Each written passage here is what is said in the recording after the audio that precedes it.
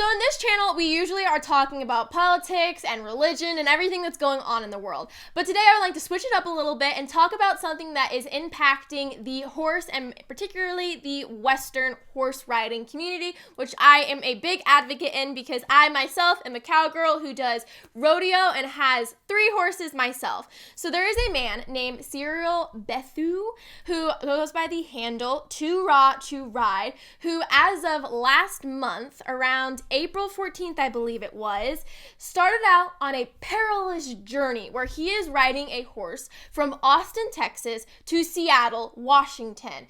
Because, and I quote from him, the firstborn son in every generation of his family has to go on a great journey to officially become a man. And for him, it's riding his horse to death over 2,500 miles. Before we continue, don't forget to follow, like, subscribe, hit the bell on all of the things down below that are down there for your convenience. And comment down below if there was any equestrian sport you guys could try, which one would it be and why? So for some background on this, Cyril bought Shyok, which is what he named his horse, off of Craigslist for $3,000. He picked up this horse and had it transported to Austin, Texas, where he lives. And if you just look at the way this horse is riding around, the way that his gait is, and the way his conformation works, you can tell that this horse was a pasture pet, which for those of you who don't know, that just means it's a horse that's just being fed and released out into a field. It doesn't get exercise or have the proper nutrition to do something as perilous as a 2,500 mile journey. This would be similar to your average house dog. You love them, you take care of them, but they're not really going to go out to the American Kennel Club and go win first place in agility. So to the average person who's probably only ever watched Yellowstone as their only exposure to horses and the Western way of life, this probably looks okay to you guys. But to us who have been around horses all of our lives, who know these horses inside and out, we can see about a bazillion red flags in just the way that he is riding, the way he's pulling on his bit, the way that this horse is struggling to carry this guy's weight and ride around, and just the fact that this guy cannot sit a saddle, not one bit, which over 2,000 plus miles is eventually going to give your horse saddle sores, a sore back, and you're probably going to get their back thrown out as well. Well, why is this a problem that this guy wants to ride from Texas to Washington? Wasn't that the way that America was paved? Well, yeah, America was paved on horseback with carriages, and they were sweeping going to the west on the Oregon Trail. But y'all, that was back when they had absolutely no choice. But even then, they were resting. They were giving their horses time off. They weren't riding their horses 24/7. Sometimes they walked the strip next to their carriages. And also, we don't live back in the 1800s anymore. Let's be honest with ourselves. Our horses in the 21st century are a little bit more well taken care of, well fed, well conditioned than the old-fashioned cowboy horses that were a part of the Pony Express. But even then, the American quarter horse that was commonly used in the Pony Express were only run for a quarter of a mile, hence the name quarter horse. They were constantly switching out their horses to make sure that they didn't burn out or injure one horse too much as they were riding. And for those of you who don't know, a Tennessee walker is commonly known for their 4-beat fast walk and run. Now, they were bred for being pleasure riding horses for ladies and ladies in waiting, or being a driving horse for a carriage. Tennessee walkers are not designed to go over long distances like the cowboys used to. There is a reason why we've bred certain horses for certain things, and this horse's breed is not designed for this. But even if it was, he has not done any preparation for this whatsoever. There is a sport in the horse world that's called endurance riding. Now, this is when a person and a horse go out for a day or multiple days at a time and do a long endurance ride through valleys, hills, and mountains. And it's a timed event. But even these people who compete in this sport prepare for this for months. Their horses are conditioned and trained for months. They themselves are training their own body for months, if not years, to go and do these rides. And after they get done with this day ride or this multiple day ride, these horses are given days, if not weeks, to recuperate and regenerate all the muscle and just rest, rightfully so. Okay, how do I know that this horse is not physically fit for this journey? Well, number one, he bought this horse in March. He started this ride in April. It was less than 30 days. And this horse looked like it had lost probably anywhere between 150 to 200 pounds. Take a look at the video of him leaving Zilker Park in Austin, Texas. I can see this horse's hip bones. I can see this horse's withers. This horse's rib cage is completely visible and showing. When this man got on this horse to start this journey, this horse had to brace itself to have this man get on its back. And now let's just talk about the weight factor alone.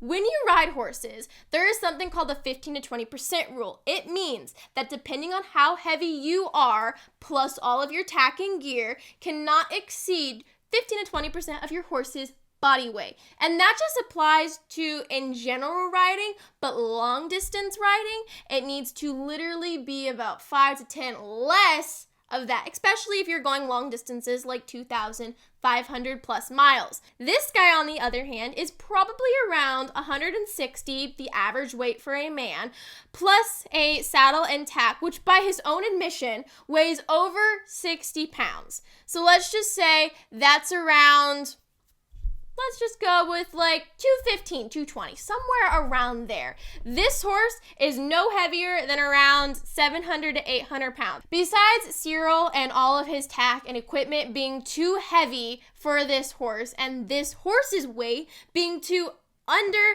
the healthy body weight for this horse to just be considered an in-shape horse, this isn't the Oregon Trail anymore. We do not need to be taking these horses out on death marches to go die in the first place. Back then, in the 1800s, when we were paving the West, they did it out of necessity for life because they needed to survive, escape conflict, escape war, escape persecution, or just trying to find a better life for themselves. But the reality is that horses, people, oxen, cattle died on the Oregon Trail because there simply wasn't enough food, water, they didn't have enough rest, or just because of the elements itself and the wildness that was the West ended up killing them. Today's horses are taken care of just a little bit more better than they were over 200 years ago. And that starts by just giving your horse the proper food and nutrition and making sure that you can't see their ribs and their hip bones when you get on them, and that they don't struggle to carry your weight in the first place. So the horse itself is already underweight and has zero muscle mass and would definitely not be capable to do this ride in the first place. But the tack itself is all completely wrong, and in the end, it ended up hurting the horse. The saddle itself. Number one, it doesn't fit, and you see that later when you see all the saddle sores on this horse because its withers and its spine are so sharp that this saddle is sitting down on this horse's back. There are different saddles for every single event. Every horse's body shape is different. My own personal horse, I had to buy and return and sell 7 different saddles before I found one that properly fit my horse. The shoes on Shyok's feet. Number one, he doesn't have the proper equipment to shod a horse or take them off if he needs to. Those horses need them replaced and switched out every 5 to 6 weeks maximum, and this guy has none of the equipment for it.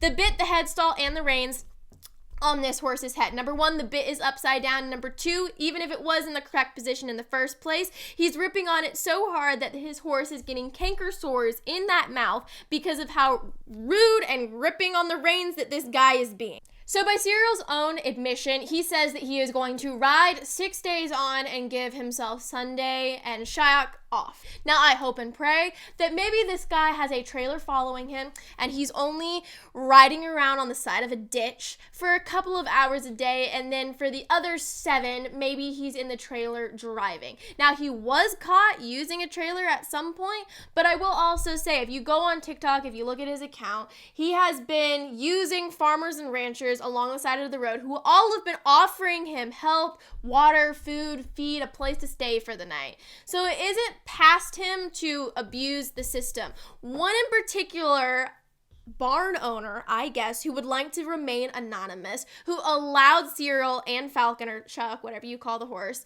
to spend the night at her barn, actually recorded a video of what Shyok looked like the day that he was brought to the barn. And in this video, you can see that this horse has gone from being a decently weight horse to completely emaciated. This horse has saddle scars and burns. He has spur burning. The amount of utter scarring all over this horse's legs and body is absolutely horrendous.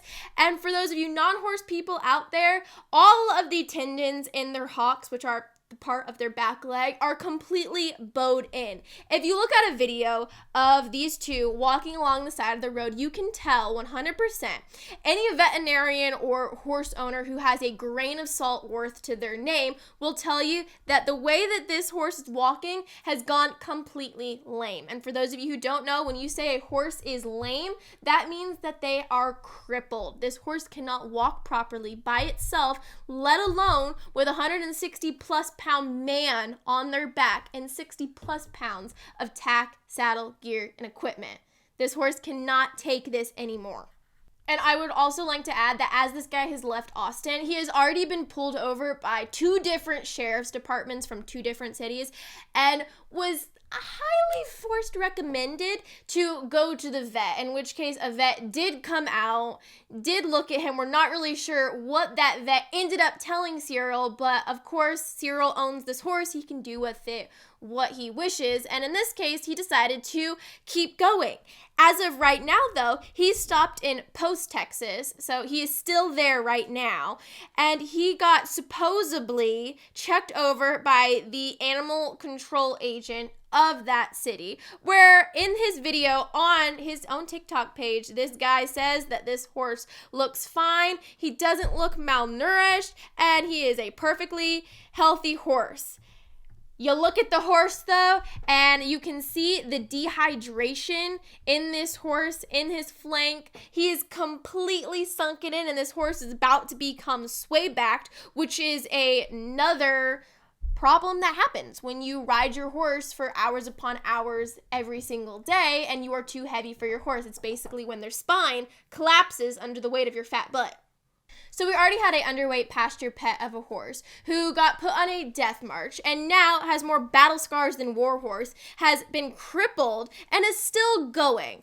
But can a horse do this today? Yes, absolutely. There is an entire event dedicated to endurance riding. But the difference is those people train for months, if not years. Those horses are getting proper nutrition, proper grains, proper forage, and of course, most important of all, water and time to rest and recuperate. The people who go and do these endurance rides, number one, they usually have 3 to 4 horses that they're using, and then maybe 1 or 2 different pack horses that their only sole purpose is just to carry all of the gear. They're constantly rotating out. They have trailers and veterinary clinicians and people who are going to shaw their horses for them. This guy has none of those things. And by his own admission in his videos, he says that he is not buying any feed for Shyok here, or Falcon, and that this horse will solely eat the ditch grass that he finds along the way and possibly drink from any river, lake, or stream or rancher that happens to bring a 30-gallon bucket to this poor horse so he doesn't die of heat stroke. At the end of the day, nobody would care about this if he was taking care of his horse and he did it the proper way. But the thing is he's not. He is this random guy from Austin who, by his own admission, quit his 6-figure tech company job to go do this journey to officially become a man, who bought a horse that he knows nothing about and still knows nothing about, as people have offered their help, offered to purchase this horse, offered to bring him food and water and feed and take care of him. And this guy is literally crippling this horse on this journey. But why does this matter, you ask? Well, number one, nobody in the Western community appreciates seeing a horse go on a death march and die and get crippled in the process. But at the same time, it pisses a lot of people off in the Western community because this is the light that us rodeo people get painted in. And we already get attacked by PETA enough for abusing our horses, which is far from the truth. My horses have better quality feed than I do. They get taken care of and exercised. They have tack that's worth tens of thousands of dollars, and for crying out loud, my horses get all the best veterinary care, all the medicine they could possibly need, and my horses have their own chiropractor, for crying out loud. These horses are very bougie, and people like this make all the rest of us look like we are working our horses to death, when in reality, these horses are amazing, and they have this amazing partnership with their owners. They will take you so far if you allow them to, but also at the same time, they will only give out everything that you're putting in. And all this Cyril guy is putting into Shyok or Falcon here is abuse, mistreatment, and a death wish. And I am so shocked at this point that this saint of a horse hasn't bucked this guy off and made a run for it to get away from him. I haven't seen Cyril and Shyok in person, so all I can tell you is everything that I have collected from all of my friends in the Western community who have seen him actually in person. There have been multiple people who caught him in trailers, who recorded him on the side of the road, who approached him to try to help him, and he has just denied everything. And nobody would care if he did it the correct way or if he admitted that he was trailering it part of the way and that he did have a vet on call and he was feeding his horse. But the thing is that he is abusing and crippling a horse simply for clout. And he says it himself that he wants to sell all of the footage of this legendary ride to Netflix for them to make a documentary about him and about Shyok. And then once he reaches Seattle, he wants to sell and auction off all of his tack, all of the footage, including Shyok himself. This guy is doing it absolutely just for his 15 minutes of fame, and they say there is no such thing as bad publicity, but when it comes to the well treatment of an animal, especially an animal that like a horse like this that gets overlooked so easily, the people in the rodeo, the Western, and the horse community in general get a little bit ticked off when all the media representation we get is this guy, an idiot from Austin, who decided that he was going to take a horse on a death march simply because he wanted to be TikTok famous. Okay, the fact is that here's this random city guy from Austin who bought a horse and is mistreating it. Everybody on TikTok in the comments is trying to help you, trying to encourage you, trying to give you suggestions about what to do properly. I mean, for crying out loud, the only reason that he figured out that his bit was upside down was because everyone in the comments told him, your bit is upside down.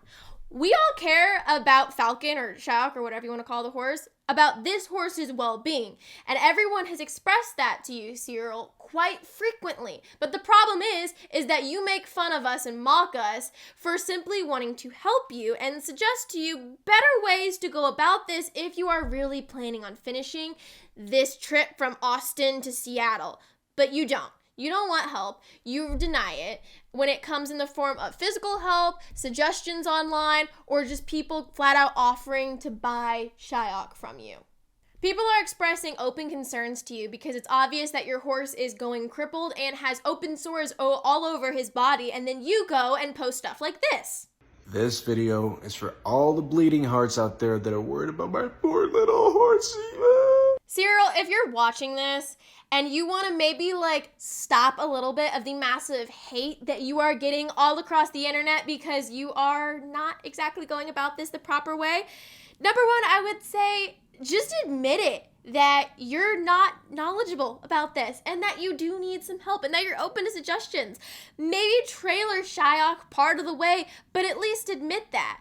Quite frankly, though, the only redemption that you're probably going to get is if you say that you made a mistake and that you are going to retire Falcon Shyok and that he's going to live out the rest of his days and get the proper nutrition and grain and water that horse definitely deserves after all of the ride up until this point. But you're probably not going to do that. But I would suggest, though, that maybe instead of just spending all of the Venmo and Zelle and the Cash App stuff that you get on beer, like your Instagram says, maybe spend some of that on the horse that's been carrying you around up until this point. 99% of the people who are going to be watching this video are probably going to know absolutely nothing about horses. So why should this matter to you guys? Well, number one, the horse community does not appreciate being painted in this light because this guy right now is the poster child for everything horse and Western. But newsflash to everyone out there, 99.999% of the people who own horses, we do not treat our horses like this. They actually do get loved and fed and taken care of. They do have the proper nutrition, and we don't cripple them by trying to walk them 2,500 plus miles. But quite frankly, at the end of the day, annoyed at Cyril right now for doing this, because besides the fact that he is absolutely ruining and destroying a perfectly sweet horse who, by all accounts of all these videos, is an absolute saint, I'm annoyed at him for doing this, but I'm also a little bit peeved considering that I personally have had dozens of videos taken down off of Instagram and TikTok and Twitter for, quote, dangerous and violent acts of me simply riding my horses around and competing in my sports that I do. But this guy, who now has a crippled, injured horse, he's allowed to keep all of his stuff up simply because right now this is the hot topic and it's popular online right now. Guys, we gotta do a little bit better than just this. I'm an advocate for if you see something, say something about it, because you can't all just shut up all at once. Someone has to say something and set off the alarm, but that's just me. Well, anyway, thanks for staying and watching all this video, which is not our normally scheduled program. But anyway, I'm now going to go ride my horses that I actually take care of properly.